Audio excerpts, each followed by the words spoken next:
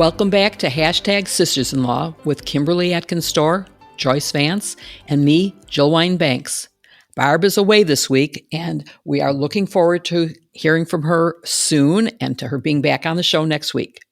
Let's get on to the show where we're going to be discussing some voting right cases, the Manhattan DA's immunity response, including a very interesting note about footnote 3 in the Supreme Court immunity decision, and our weekly episode about Project 2025.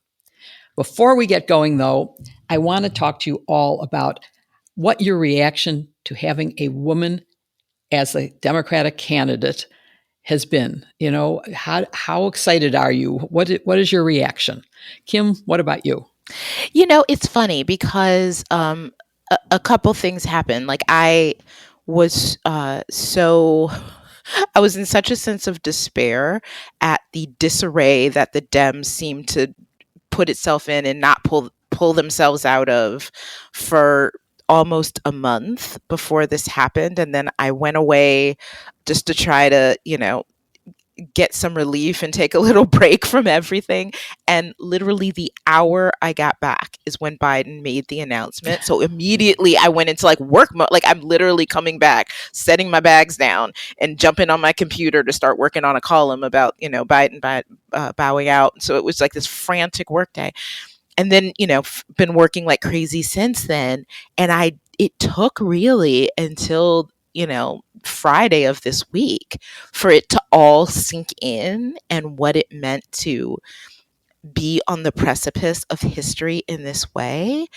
And what really made it sit for me is I saw a video online of Kamala Harris speaking to a number of kids, kids asking her questions about climate and about, being afraid of school shootings and wanting someone to just be a good president, or even the kids themselves wanting to be president one day, and what it meant looking up to her and the answers that she was given and the compassion and empathy that she displayed. And it really hit home. I said, wow, look at this woman of color, Black woman, South Asian woman, American woman, somebody who has the experience, who has been in the White House for 4 years already, probably the most qualified person that there is to be the next president outside of President Biden. And I think that was the first time I allowed myself to feel the history that is in the making, that I hope is in the making. And I think it would be poetic justice for someone who looks like her, with her experience as a prosecutor, to be the one to defeat Donald Trump and everything that he represents. What about you, Joyce? I think we're still in the sugar high of this moment. Everybody knows that I'm in the tank for Kamala Harris, and she was my pick in 2020 before it was President Biden, down to the bitter end of her campaign. I think she's substantive. I think she's smart. I think she's a good leader, and she's done nothing but get better in the last 4 years, particularly in a moment where we need someone who's strong on foreign policy and respected by other world leaders. Boy, I think she fits that bill. Even though the press has not always been generous to her, right? We've talked about that before. She's a Black woman. Sometimes she doesn't get the coverage that others would. But, and there's always a but, here's the but. We cannot assume that this election is in the bag, and we are all going to have to do the work. No one can afford to sit on the sidelines. So whatever that work is, we've all got to go out and do it. I had this great conversation with a young Black woman, a woman named Jayla Allen, who went to Prairie View, which is an HBCU in Texas. And I had it early in the year. I was doing some research on voting rights. And she told me this great story about how a woman that she only knew on Facebook had reached out and had said, hey, my daughter is at Prairie View. She's never voted before. Could you help her get registered? And so Jayla, and you could just tell from the emotion in her voice that it was a big deal for her. She got to take this young woman to get registered. And then she took her to vote and walked all the way through the process with her. And she was like, I was so honored to get to do this. And I thought, I want to be just like her. So I wrote about this in my newsletter last night. My new goal is to figure out a way that anybody who wants to can find a young voter, a new voter. It can be an older person who's never voted or a new citizen. and help them figure out a process that can be pretty intimidating if you've never participated before. I think we can all find little ways like that to make sure that we do get to celebrate that historic moment that Kim is looking forward to. Me too. Sounds like a great thing to do. And in terms of my reaction, I was thrilled. I was sad that Biden, who I was a delegate for in 20, that he was out because I thought he had been great, but I agree with everybody that it was the time to do it. And I admire so much what Kamala Harris is doing in such a speedy time. It may make us realize we don't need so long for campaigns, but she's got this hard task of picking a VP within weeks, as opposed to having, months to select somebody. But I trust her to do it. I think her foreign affairs experience, her meeting with Netanyahu and her speaking afterwards really showed she has the chops to do it. And it's going to be really exciting. But, I remember back when Shirley Chisholm was running for president. I do too. Do you remember that? I do very clearly. Yeah. And nobody took it seriously. It's not going to happen. And I, of course, was a Hillary supporter from day one in 2 campaigns. And I really thought she was extremely well qualified and that she would be a great president. I still think she would have been a great president. I still would have liked to have seen it. But I'm so excited that little girls, like you're mentioning, can say, oh my gosh, there's someone who looks like me, and they're the president of the United States. It opens up so many opportunities. When I was growing up, there were only traditional jobs for women. You could be a teacher, you could be a nurse. Those were things that women did. You could be a homemaker. And now you could be president of the United States. And of course, you can be vice president because that's already happened. So I think it's really exciting and wonderful. I hope the enthusiasm, there have been these phone calls that have raised millions and millions of dollars. I was on a call last night that raised over $8 million. So she's got the money and she's got the enthusiasm. I just hope it lasts until after the election is over and that we see her inaugurated in January. That would be such a thrill.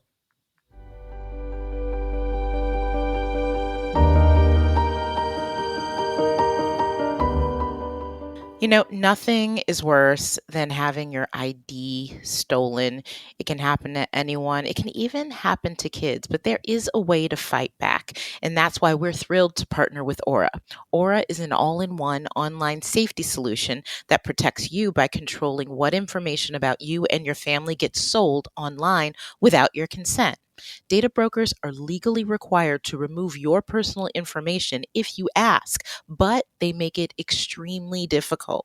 Aura automatically and regularly submits opt-out and takedown requests on your behalf, reducing robocalls, telemarketing, phishing, text messages, and junk mail. They offer a suite of tools to protect you and your loved ones, including real-time alerts on suspicious activity, computer virus protection, a VPN, a password manager, and even parental controls. It's a comprehensive online safety solution that provides every tool you'll need all in one place. And that's not all. Aura also monitors identity theft, financial fraud, and other online threats before they happen. With Aura, you can rest easy knowing that someone is looking out for you.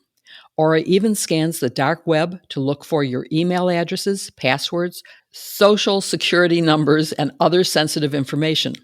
If anything is found, you'll receive a real-time alert. When you're a victim of ID theft, their experienced white-glove fraud resolution team helps you navigate credit bureaus, initiate credit freezes and locks, and works with you around the clock to rescue things. It's great knowing that your family is protected. That's an important feeling to have in today's world. For a limited time, Aura is offering our listeners a 14-day trial plus a check of your data to see if your personal information has been leaked online. And it's all for free when you visit aura.com/sisters. That's aura.com/sisters to sign up for a 14-day free trial and start protecting you and your loved ones. That's aura.com/sisters. Certain terms apply, so be sure to check the site for details. You can find the link in our show notes.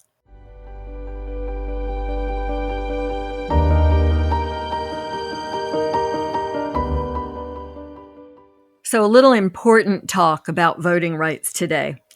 Everyone has heard this phrase, ballot harvesting. It's something that Republicans use in a pejorative fashion. It's procedures that permit someone other than the voter themselves to turn in or mail in an absentee ballot. Sort of a common sense approach to doing things, but Republicans imply that it's voter fraud. And usually it's just people who need help. It can be people who are older, people confined to hospitals and nursing homes, people with disabilities.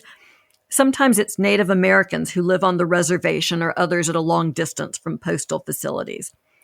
And here's the hitch. Republicans have long thought that those were people who were likely to vote Democratic, so they've passed laws that make it illegal to help people vote. Or they've filed lawsuits when laws that make it easier have gone into place. And most of all, they've pushed this public narrative about ballot harvesting as though it's something we should be afraid of. So, Kim, tell us about this Ohio law that a federal judge just struck down and what his ruling means for the voters. Yeah, so Ohio passed a law that basically makes it illegal, actually criminalizes anyone assisting someone else in voting unless they are among a very narrow category of people, which essentially boils down to close family members or people who are immediately authorized by law, power of attorney or something, to assist someone with voting. And that made no distinction for people with disabilities. People with disabilities rely on any number of people just to perform everyday tasks in life. And of course, voting is among them. So this law seemed to be in conflict with those disability laws, but that was basically the result of this. And the case was brought by someone who has a disability. Yeah. So, Jill, talk about the laws that the plaintiffs used to bring this challenge. And do you think the ruling will hold up on appeal? So let me answer the second part first, because this is this Supreme Court. So you cannot ever predict anything that they might do. Should it stand up? Of course it should. So let's talk about the law that was used in this case. Well, there were actually several, but the one that the decision is based on is Section 208, which basically says that people with disabilities get to choose a person to help them. And obviously, that was totally inconsistent with the criminalization of anyone being able to help unless you were a mother, father, sister, brother. I mean, really close relative. Or you could be the postal carrier. Then you were allowed to hold the ballot and deliver it. So that was a pretty narrow group. And for people who live, as Kim was saying, in a nursing home, for example, you want to have someone who works in the nursing home. Or if you have a caregiver at your own home, you want the caregiver to be able to do it because you cannot. And the other laws that were involved were not decided by the court because they said it's so clear that 208 is violated that we don't need to look at the other parts that might have applied. The court didn't rule on the Americans with Disability Act or the Rehabilitation Act because, as I said, they didn't need to. There was also an argument made that the law was so vague as to what it meant to hold or possess a ballot. They didn't need to because they said it was so clearly a violation of Section 208 that was all they needed to look at. Yeah, so Kim, let's talk about 208. Big sections of the Voting Rights Act are dead, right? Section 5's been gutted. Section 2's on life support. This case implicated a different provision, Section 208. What protection does that provision offer?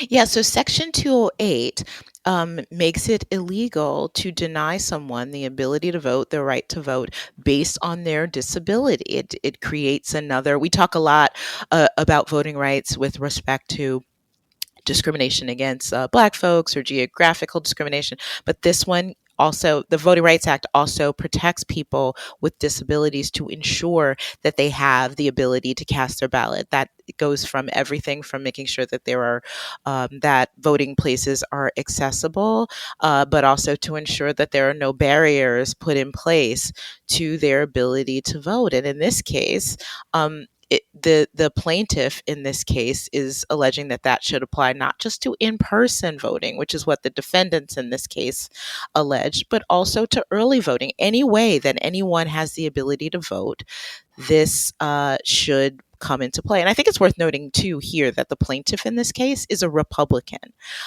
She brought this case, and it was brought by the ACLU and other groups on her behalf to bring this.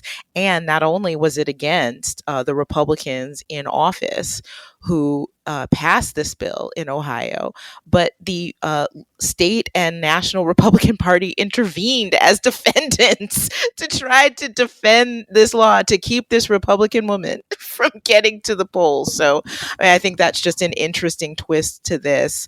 And it also shows how groups like the ACLU are fighting for everyone's access to the polls, because these restrictive laws, although sometimes they're strategically passed by Republicans to try to give Republicans an advantage, it can disenfranchise people across the board.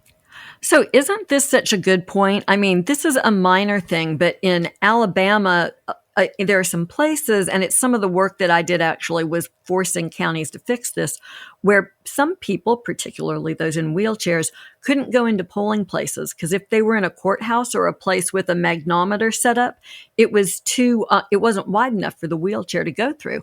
And so poll workers would just take ballots and go outside and let people vote in their car and carry them back in. And when our uber Republican conservative Secretary of State got onto that, he forced them to stop. And the votes that were lost in that precinct were Republican votes. I mean, that's why people who do voting rights work do it for everybody. You're not looking at the outcome of the election. You just want everybody to get to exercise their right to vote. So be careful who you harm, right? Jill, what Kim's talking about and what you've been discussing, it's not just Ohio. There are other federal lawsuits that are charging these restrictions on voter assistance that are putting to use 208. Is there a real prospect that courts are finally going to protect the rights of voters? I mean, I'll spot you the objection to the Supreme Court and how unpredictable it is. I couldn't agree with you more. But what do you think? Is this the path forward for as long as Section 5 is not a prospect for us to use? Well, it's sad that Section 5 isn't a prospect. But yes, there are still some cases being brought under Section 2. And also I want to mention Section 203, which is related and similar to 208, but it is a requirement that not the voter gets to pick the person of their choice. It's the obligation of the state to provide a way for people who are not otherwise able. So, for example, if you speak Spanish and you are in a community with a large enough Spanish population, all documents have to be printed in both English and Spanish. That's under Section 203. And there's a challenge in Louisiana by a disability rights group that used Section 208 and also challenged the law about the witness requirement for an absentee ballot, where it said a witness can only witness one person's ballot. So that again means if you're in a nursing home and there's someone who is witnessing voting, they can only do it for one person. So you have to find a different person for every resident, which would be absurd. That's in Louisiana.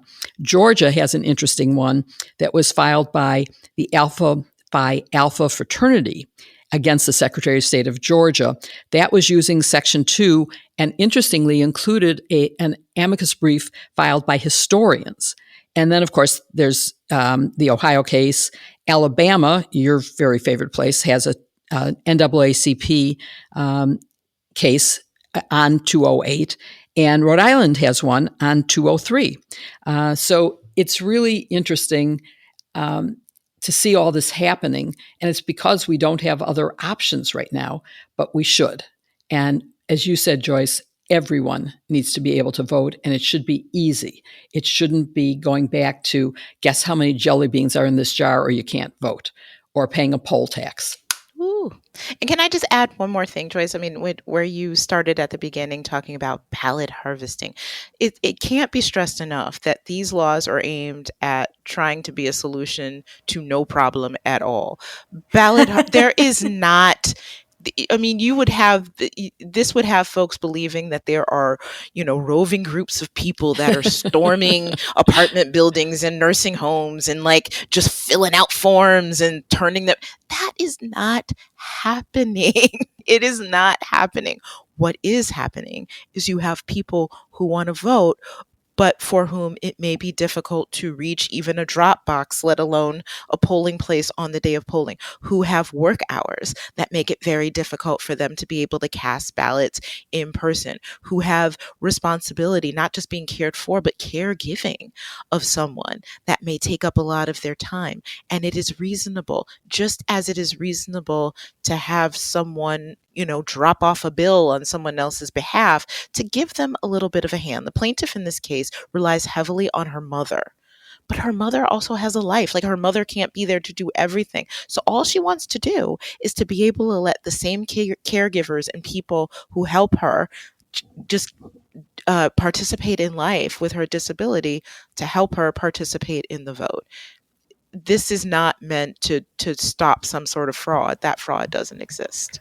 Well, and isn't that the whole point here? Donald Trump didn't create the myth of voter fraud, right? He just put it on steroids, but it was something that was used for decades to try to prevent largely Black people, increasingly brown people, people with disabilities, immigrant communities from voting. It is a myth, and the data says that voter fraud simply does not exist, and certainly not in numbers that impact the outcome of elections. The problem is voter suppression, and that's what this is all about.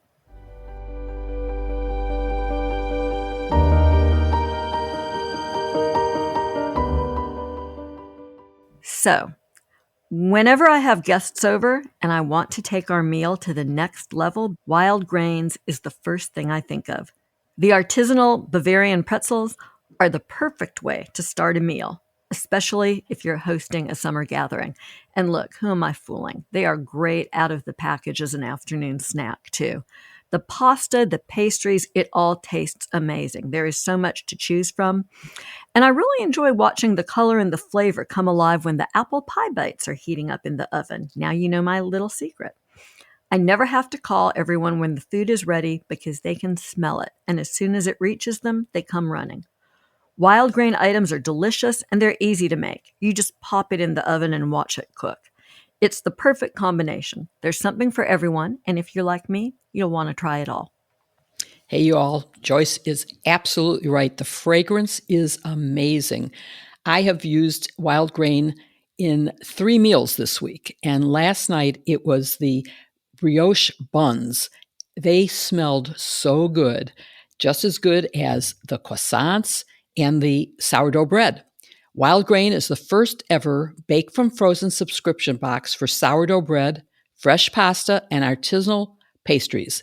Every item bakes from frozen in 25 minutes or less. Those brioche buns were like 6 to 8 minutes. No thawing required. Plus, you can now fully customize your wild grain box so you can choose any combination of bread, pasta, and pastries, whatever you want. We're especially excited to try the brand new plant-based box launched by Wild Grain. It features a wide selection of plant-based pastries, bread, and hand-cut pasta. We know you'll love everything they have to offer. I literally am planning on tonight making for dinner a meal made with wild grain pasta and wild grain bread. I like being, the hit of the household, especially when my stepkids are here. So I turn to that to guarantee a home run of a meal. And for a limited time, you can get $30 off the first box, plus free croissants in every box. Listen, y'all, this is not a drill. I cannot tell you what an awesome deal it is to get free croissants, because they still remain my favorite wild grain product. And you'll get it with every box you have during your subscription when you go to wildgrain.com/sisters to start your subscription. You heard me, free croissants in every box. Run, do not walk to get $30 off your first box. get it at wildgrain.com/sisters. That's wildgrain.com/sisters, or you can use promo code SISTERS at checkout. Look for the link to your delicious croissants in our show notes.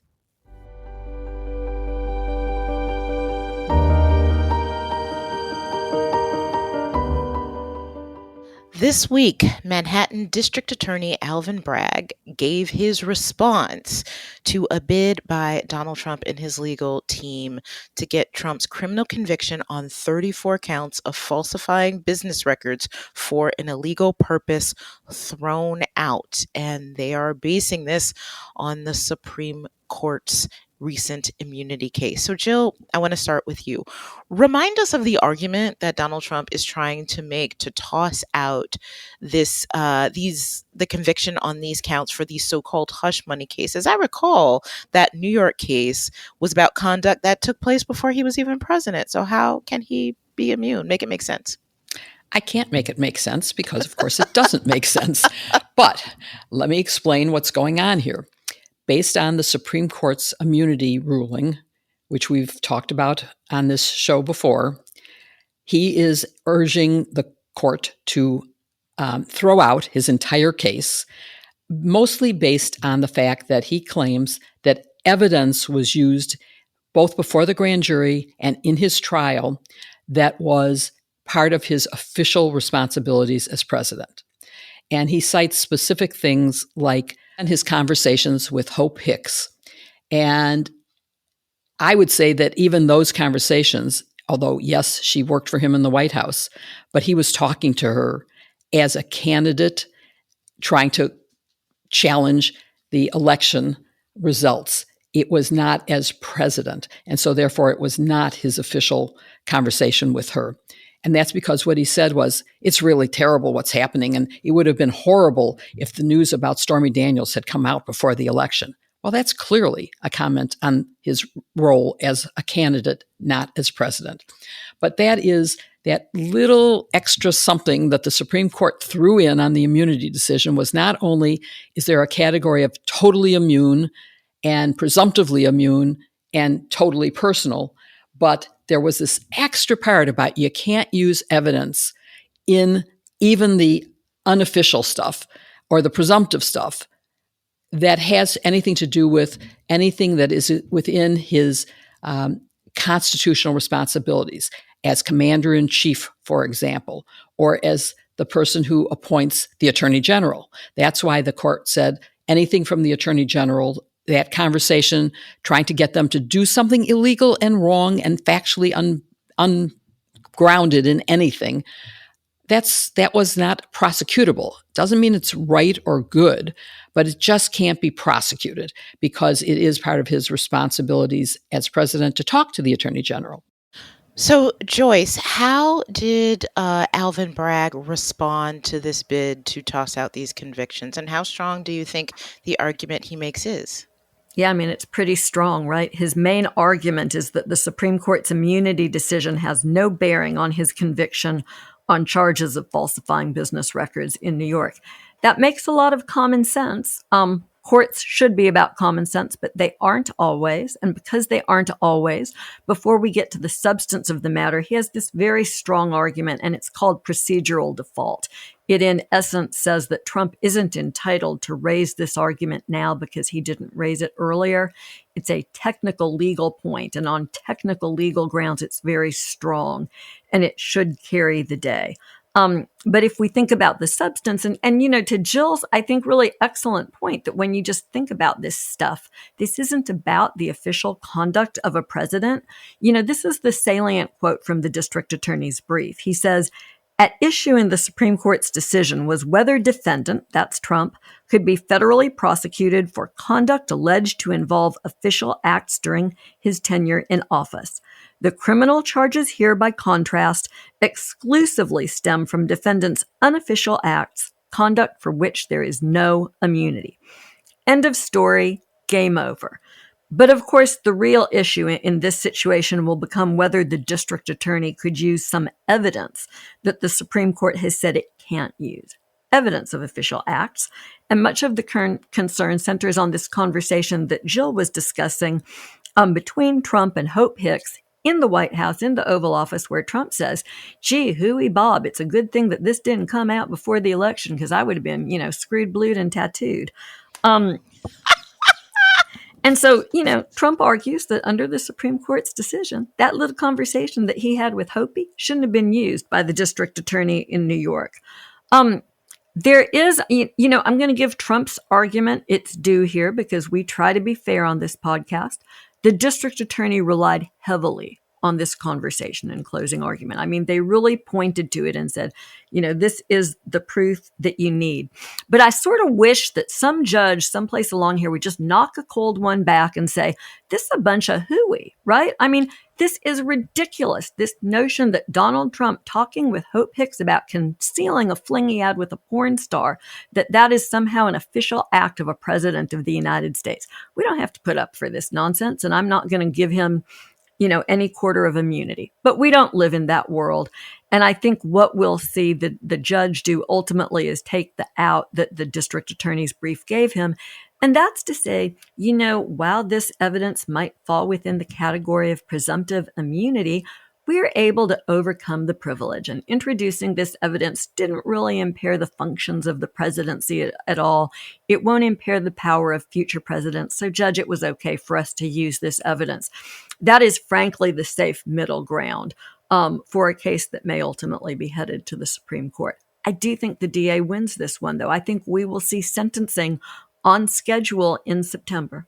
So I just want to add that although I know the prosecution in closing arguments relied a lot on Hope Hicks' conversation, I think there is, as they argue in their brief, there is so much other overwhelming evidence that he can be convicted on the other evidence and that this would be considered harmless error by any reasonable court, despite the fact that it was used in closing arguments. I think it is harmless error. So first, I want to say I wish that Joyce was a judge because, I just want to read her opinions with the... This is why I'm not a judge, honey. What'd you just say? Screwed what? Screwed, blued, and tattooed. Screwed, blued, and tattooed? I can't believe you said that, and if Barb were here, she would have made you delete it from the podcast. Look, Barb's ears are ringing somewhere, and she's getting mad at me right now. Well, I'm just saying I want to read the opinion that cites that doctrine. But one other point I want to make on this is, and if I don't think it came up at this point, but this will get appealed, and I hope that it's an argument that's made in the appeal. If you rule in favor of Trump on this and say, what, this evidence they relied in part on evidence that was conduct within the White House, then anybody who commits a crime and then is elected president, all they have to do is gather their people in the White House, talk about it, and then they can't, the evidence of it the public policy argument to say, just because you subsequently had a conversation with a staffer in the White House about your illegality, suddenly you can toss out a conviction because, whoops, you shouldn't have, come on, are you kidding Hey, Hope, me? remember that time we robbed those banks, shot those people up? It's all, you're immune for all. This Supreme Court case, we've talked about this before. This opinion is bad. The court tried to be smart and they tried to craft a path forward. It's a bad opinion. I think a future court will call it bad, will reverse it, and this will be one of those embarrassing decisions like Dred Scott or Korematsu down the road. So, Jill, I just want to ask you, Joyce says that she thinks everything will move forward on schedule, and sentencing has been delayed till September. It would have happened. Can you believe he would have already been sentenced on the original? But what do you think? Even if he loses this motion and the conviction stands, they're going to be appeals, right? Do you think that there's going to be a delay here? Of course it's going to be appealed. There's no question it will be appealed because I think he will, and the judges pretty much made it clear he is going ahead with the sentencing. And they will appeal it. So I believe that a court would hold off on making him start his sentence until after the appeal. And so it's going to be long after the election before there's any chance of him having to serve his sentence. And that's just, it's not necessarily just a delay tactic. It's something that every defendant does. And Joyce, back to the Dred Scottness of the immunity decision, it didn't even get a full majority of the courts, didn't get all of the court's conservative bloc, I should say. There was some disagreement among the conservatives on this issue. And you flagged an interesting piece in Lawfare, which we'll tag in our show notes here. Tell us about that. Yeah, this is a great piece that Anna Bauer and Ben Witz wrote, focusing on footnote 3 of the Supreme Court's opinion in the immunity case. For those of you who are not lawyers, lawyers love to talk about famous footnotes. You know, there's like a footnote in the Caroline Products case, which is a constitutional case that people have been talking about for decades. And footnote 3 here is very interesting. We all know now that the court prohibits not just charges for official acts, but the use of evidence of them. And it was Justice Barrett who departed from the rest of the conservatives on that point. She thought it was okay for the prosecution to use evidence. And she explained her position by referring to a hypothetical that the Chief Justice had used in oral argument. She said, "It's ridiculous to say prosecutors can show evidence of the president arranging to accept money from someone, but they can't prove that that money was payment for taking an official act, like providing a pardon." You know, I mean, that classic sort of bribery example. And the government only gets to show like half of it in oral argument. I think the Chief Justice referred to it as a one-legged stool. So when Barrett leaves the majority on this point, the Chief Justice responds to her in the argument in his footnote 3. And he says, in essence, that prosecutors couldn't use testimony to prove the official act, the pardon, but they could show it took place from the public record. So what does that mean? The answer is no one really knows. It could leave the door open, though, for prosecutors to come up with creative strategies for introducing evidence. It wouldn't really help with something like Hope Hicks's testimony in the Manhattan DA's case, but there are other situations where you could think about proving up official acts, like what happened on January 6th. The problem, though, I'll put my appellate hat on and say this, the problem is it's a trap for prosecutors because uncertainty is not a prosecutor's friend. And if you go out on the edge to put on some evidence under this theory as a prosecutor and your conviction gets reversed on appeal, you are done. And no prosecutor can afford that in a case involving Donald Trump. So if we find out what this footnote means, it won't be until the next time a president does wrong. So, you guys, we generally talk about law here, not politics, but there has been a lot made of the fact that the new presumptive Democratic presidential nominee, Vice President Kamala Harris, is a prosecutor, and she's essentially prosecuting the case against Donald Trump. So given the fact that he has yet to be fully held accountable by the courts for his alleged criminal behavior, how do you think having a former prosecutor, as two former prosecutors yourselves, how do you think that changes the dynamic in this presidential race? Well, you know, it's the prosecutor versus the felon, right? It is a double-edged sword for Harris. Since we're taking on a political question, I'll put on my political strategist hat and just say, particularly among young people, there is concern about hard-ass prosecutors. And Kamala Harris was pedal to the metal. She was a serious rule of law prosecutor. She also believed in criminal justice reform. And that's a real contradictory paradigm that many prosecutors, myself included, have had to live with. How do you put people who need to be put in prison? How do you address their crimes and create accountability while at the same time not, for instance, falling into the patterns of a system that has in far too many cases engaged in racial discrimination or just over-incarcerated people, had punishments that don't fit the crime. So she, like all of us, lives with that paradox, and she'll have to thread that needle very carefully in this campaign. But I think she can do it effectively. And at the same moment, she is someone who can singularly talk about the rule of law and why it's important and why Donald Trump is someone who is unfit to leave. But I hope she'll focus mostly on her strengths and what she'll do for the country and her policy, not on Trump. So I want to add to everything Joyce has said, which I agree with, that I think one of the big benefits of her being a prosecutor is how she questions people. And if we just look at her performance as a senator in confirmation hearings, and you're seeing clips of her questioning, for example, Kavanaugh, and it's really amazing how well she does it. that will help her in the campaign. It may also help her in dealing with opponents while she is president, which I am for this moment going to assume she is going to be. And I think it will help her get elected. It will help her do her job. And I think that luckily, this issue of race being a factor in prosecutions can't really be much of a question here because Donald Trump is white. And so we don't have that argument to be made. So I think it's really going to be a good thing, and that prosecutors learn how to sift through the chaff to get to the real nugget of truth, and that she knows how to do that in good ways. That's true not just for prosecutors, but basically for lawyers, and particularly trial lawyers. And so I think it's going to be really good. Obviously, from a political point of view, her being the nominee has changed the dynamic completely. Donald Trump was prepared to run against President Biden.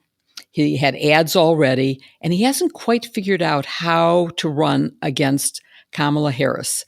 And so that is playing a role in it. And the ads are writing themselves in terms of, as Joyce said, the felon versus the prosecutor.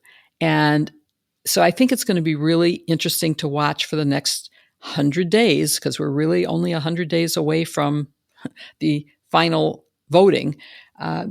It's going to be exciting to watch.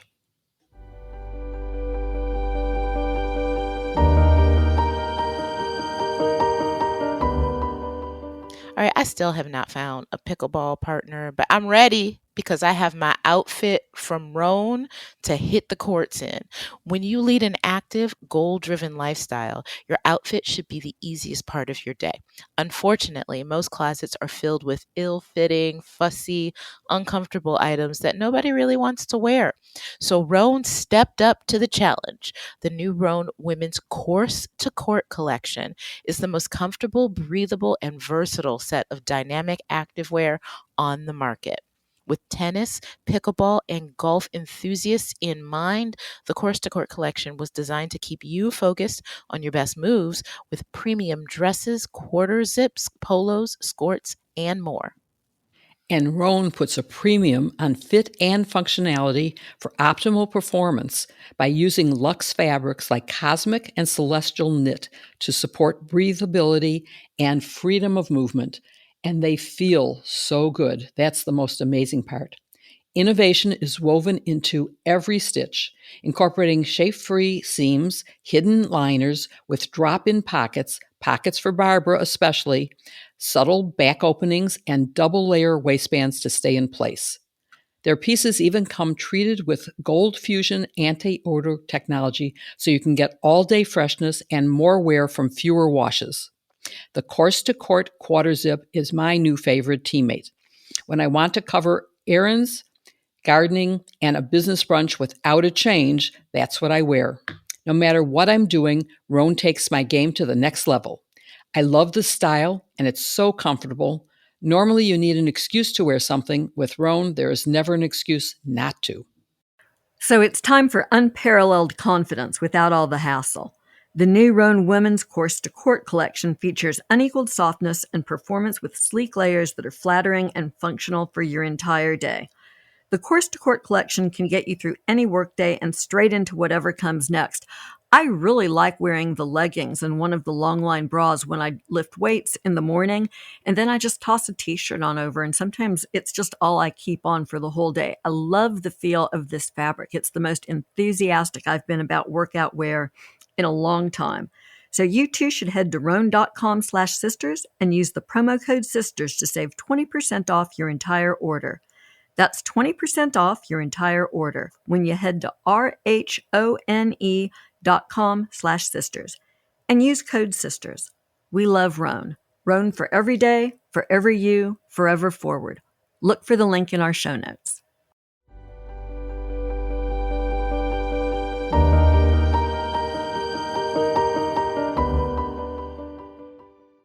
As promised, we are going to delve into Project 2025 again this week.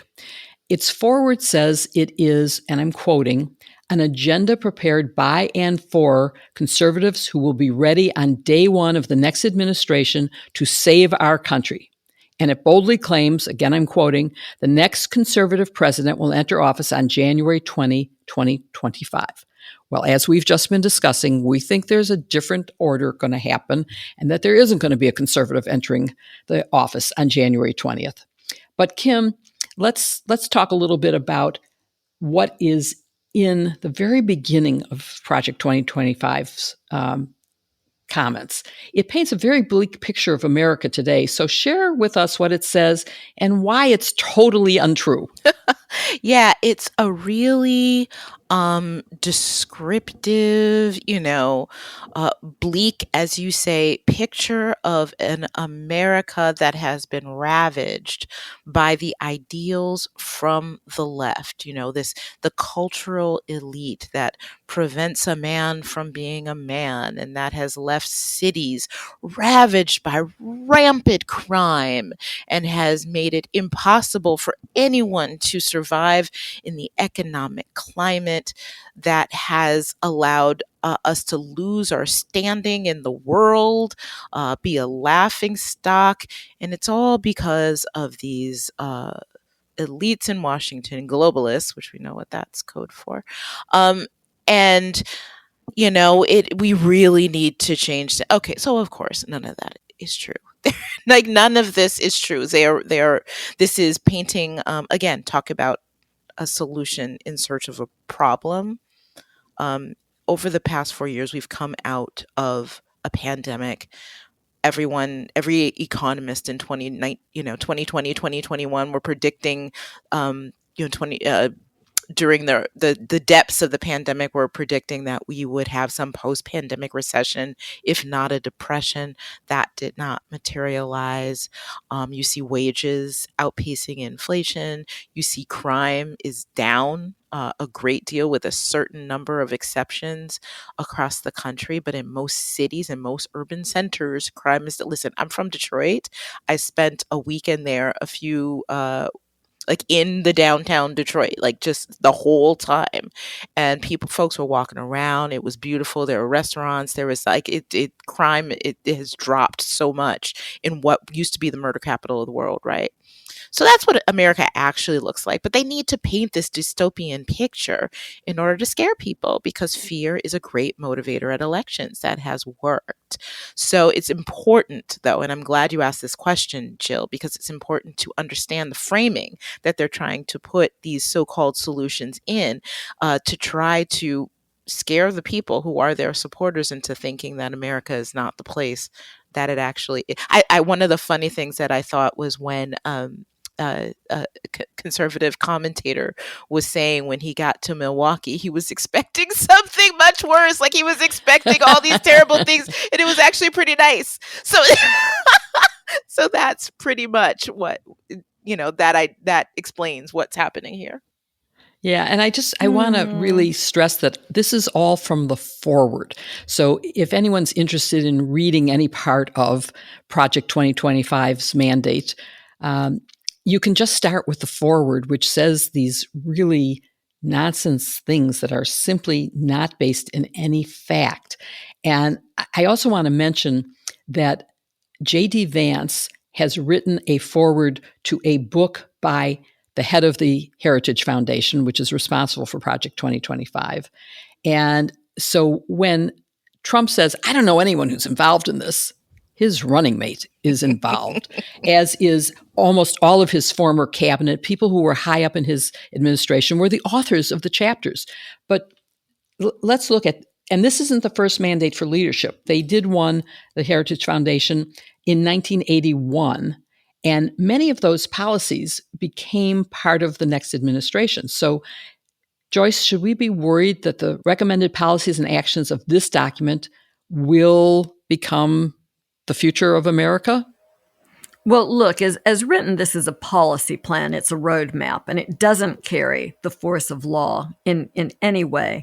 This is the Heritage Foundation's plan for implementing conservative policy during the first 180 days of the administration to set the table for all the bad stuff to come. And as you say, it's not the first time Heritage has written a plan like this. I mean, this is their job. They're a conservative think tank. They wrote one for Ronald Reagan, by the way, which he implemented about 60% of what's in it. And that's an important point to note, right? It doesn't have to be fully implemented, this current version of the plan, to radically alter the course of American democracy. And despite Trump's efforts to distance himself and say this isn't his plan and he doesn't agree with it, more than 80% of the authors are people who held roles in his first administration.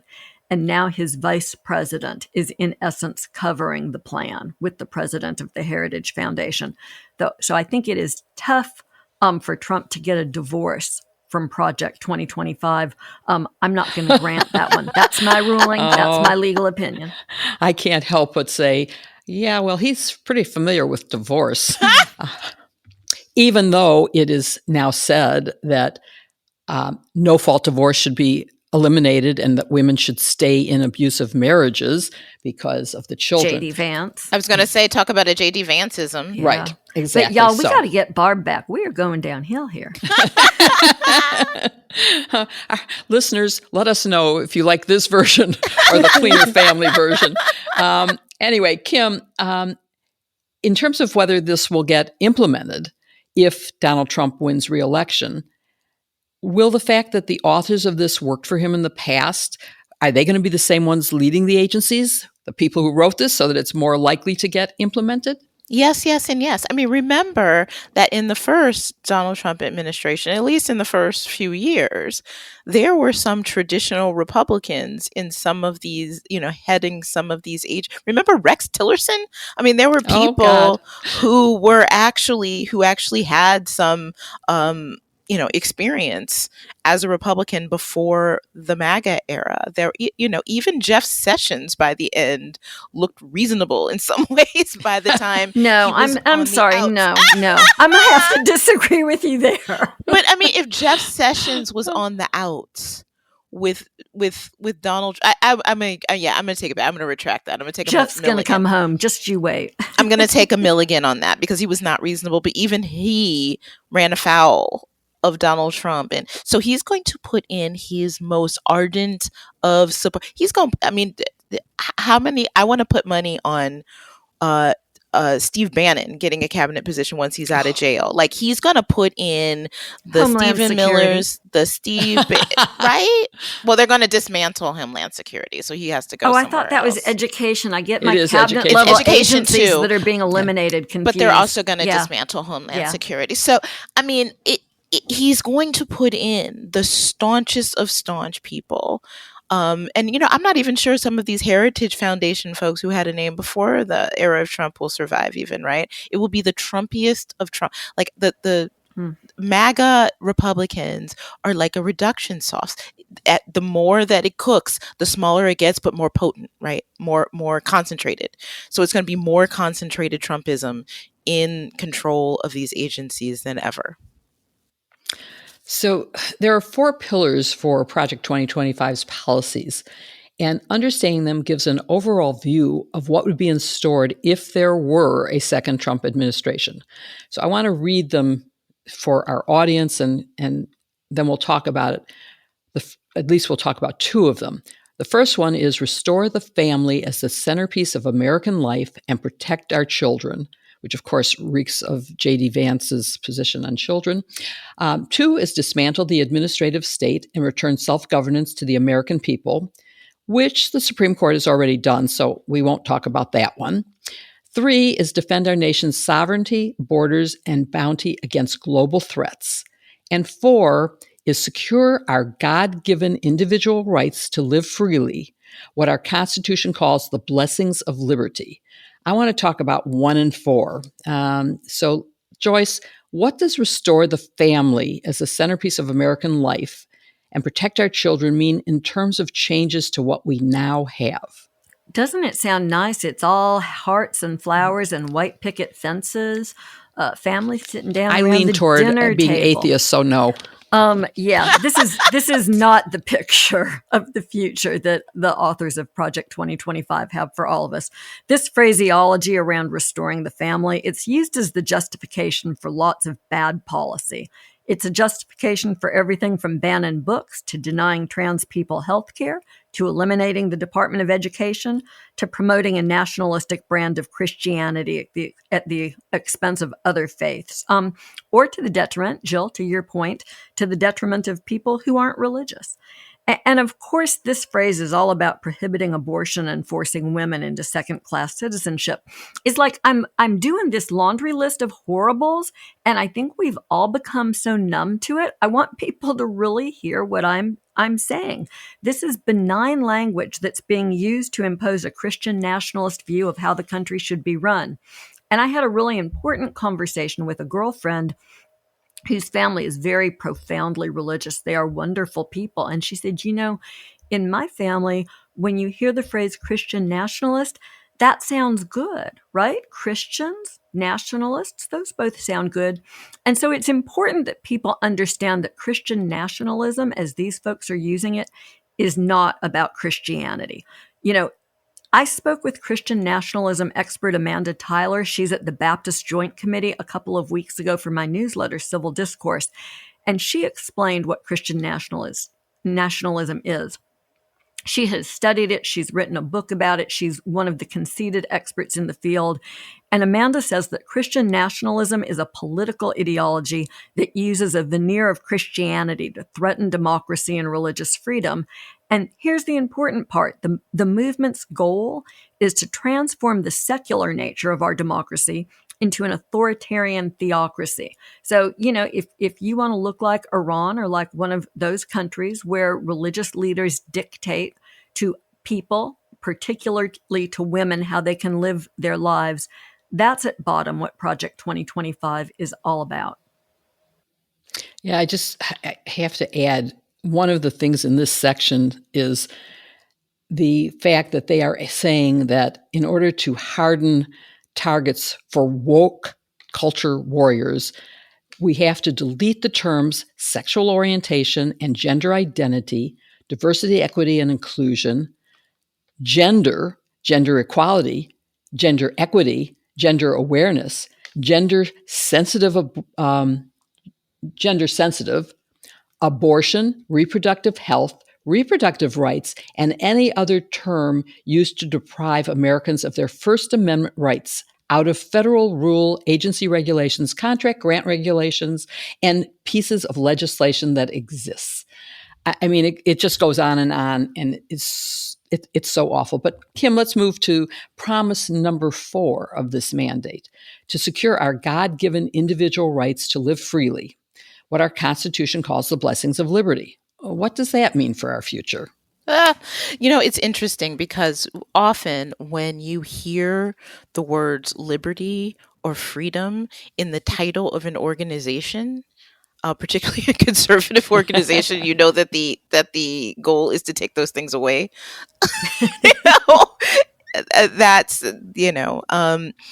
but yeah. So essentially, what this is code for is that anything that exists that they deem counter to the incorrect, by the way, I need to say false to begin with, ideal of what the Christian way is, the conservative, religious, evangelical, white view of what America is not only something that they don't want, but it's something that they are going to try to use the Constitution to claim is actually harming these wrong-headed people with this wrong-headed view of what Christianity is, right? So they will erase whole groups of people. If you are somebody who is LGBTQ, not only do you not have the right to have your rights respected, but just your very existence will be deemed to violate some sort of right of somebody else who isn't even affected by your life at all, right? Just the fact that you exist is a violation of somebody's religious rights or their free speech rights or their free association rights or their right essentially to discriminate against you, right? Same thing with access to contraception, same thing with anything else. And the point of this too is that this isn't new, right? If you go back to the era like before the anti-abortion movement really got going, what that grew out of was the anti-desegregation movement. Because in the South, after Brown v. Board came down and that was ignored, after the National Guard had to be sent to desegregate schools and universities, and that in some places were still being ignored, what happened? The Christian Nationalists got together and started making religious primary, secondary schools and universities so that their children would not have to go to school with Black people. Like that's what like Liberty University was born out of, an effort to keep Black people out of the classroom with other people because they thought it was their God-given right to have segregation today, segregation yesterday, segregation forever. And out of that movement, once that was over and the Supreme Court said that separate can never be equal, they turned their attention to abortion rights and fighting against the ability of people to have reproductive rights. It all comes from the same stem. So when you hear things like this freedom and liberty, it's only for one very small sect of society, and everybody else who doesn't fit into that not only isn't accepted, but they are actually, in their view, violating the rights of people in that very small sect of society.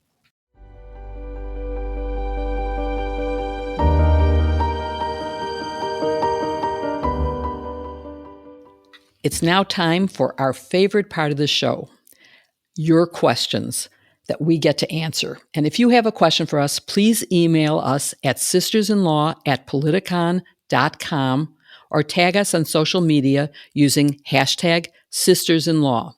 If we don't get to your questions during the show, keep an eye on our feeds throughout the week where we'll answer as many of your questions as we can. I've already answered some of your questions when I saw them and knew that we weren't asking them on the show. So let me start with you, Joyce, a question from Pamela. She says, I'm seeing where Mike Johnson is threatening legal action to prevent Harris from being the nominee. Is there any legal standing in which this could ever happen? Well, bless the speaker's heart. The argument is that you can't insert Kamala Harris's name on the ballot in place of Joe Biden's. But the problem is that argument fails because Biden was only the presumptive nominee, not the actual one. His name wasn't on any ballot. There's nothing to replace. And there's plenty of time left to meet state deadlines and put Harris's name on the ballot. But it's a smart question. It's a good one because all of the states have their own rules for getting on the ballot. And there may be a little bit that has to be sussed out, in each state to dot the I's and cross the T's. Republicans may try to bring challenges, but there is no legal basis for them. And the overriding legal principle here is that the courts strongly favor ballot access in the sense of getting candidates, especially from major parties, getting their names on ballots so voters are free to vote for the candidate of their choice. I don't think this one's going anywhere. Yeah, I agree with that. It's up to the party to nominate and pick the candidate. Our next question comes from Margaret in Virginia, and it's for you, Kim. Can you explain what we should expect during the certification of the electoral vote coming up? Oh, that's a great question. So, since January 6th, Congress passed and the president signed into law the Electoral Count Reform Act. So I think it's easier to explain what you won't expect under this new law. So unlike the last time, a single member cannot lodge an objection to the certification of a state's electors. Now it will take 1/5 of the duly chosen and sworn members of both the House of Representatives and the Senate. If you recall before, it only took one member of both chambers to object to a state's chosen set of electors. So that's one difference. It also is clear now legally under the Electoral Count Act that the vice president's role is strictly ministerial. There is no role for him or her to step in and say, oh, I can't certify this for this, that, or the other, no matter what anybody else says. So that no longer is the case. And also stricken from the old law is a provision that could be used by state legislators to override the popular vote of their states by declaring a failed election. Like, remember before there were these alternate electors put into place. They cannot do that anymore under the new law. They have to create a single conclusive state of electors, and that is it. So there are some protections in place to prevent another January 6th. Is it foolproof? Might someone find some other thing to abuse? I hope not. But this is the state as it is right now. And I'm going to take a question from April's Lily, who says, I'm going to Chicago for an American Association of Law Librarians meeting. What food should I have? Need you ask? I'm sure you know that the answer is, of course, a hot dog. And I would highly recommend that you get it from Superdog if you possibly can. You can make a detour from the airport. On your way to or from the airport, it's really easy to get to as you're going to the airport. But all seriously, in addition to a hot dog, which is typical, we are known for our deep dish pizza. I love that. And there are two places, Uno's and Due's, which have existed since I was in high school and are fabulous places to get deep dish pizza. But we also have seriously outstanding food. We have Michelin-starred restaurants. We have really outstanding food. Wherever you're staying, the hotel can guide you to something nearby that will be astounding. We also have great ethnic food. We have a fabulous Indian neighborhood where they have great food, Indian and Pakistani. There's Ethiopian food. There's Mexican. There's anything you want. Italian. We have an Italian area. So you will eat yourself silly here, and you will enjoy it enormously. And get to the lakefront. You'll be amazed at the fact that we are a city that has beaches along our downtown and all the way north and south. So enjoy yourself in your visit to Chicago. Thank you for listening to Hashtag Sisters-in-Law with Kimberly Atkins-Stohr, Joyce Vance, and me, Jill Wine-Banks. Remember to mark your calendars. Hashtag Sisters-in-Law will be doing a live show at the 92nd Street Y in New York City on September 20th. You can get tickets at politicon.com/tour or the 92nd Street Y website. We look forward to seeing you there. And please show some love to this week's sponsors, Aura, Wild Grain, and Roan. Their links are in the show notes. Please support them because they make this podcast possible. Follow Hashtag Sisters-in-Law on Apple Podcasts or wherever you listen, and please give us a 5-star review to help others find the show. See you next week with another episode, Hashtag Sisters-in-Law.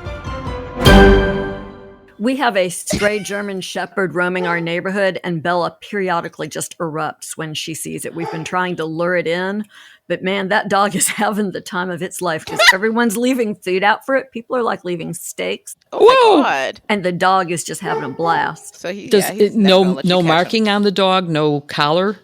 Oh, we know whose dog it is. Oh. It's just out on a romp. It's been out on a romp for 24 hours. Getting fed well. It's on vacation.